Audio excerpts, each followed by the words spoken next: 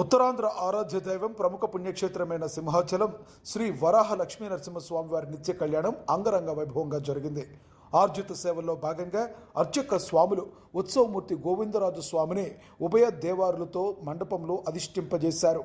నిత్య కళ్యాణంలో పాల్గొన్న భక్తుల గోత్రనామాలతో సంకల్పం చెప్పి పాంచరాత్రగమ శాస్త్ర ప్రకారం విశ్వక్షేణారాధన పుణ్యాహవచనాలతో కార్యక్రమాన్ని ప్రారంభించారు. కంకణధారణ, నూతన యజ్ఞోపవేత సమర్పణ, జీలకర్ర బెల్లం, మంగళ వాయిద్య ధారణ, తలంబ్రాల వంటి శాస్త్రోక్త కార్యక్రమాలను అర్చకులు ఘనంగా నిర్వహించారు.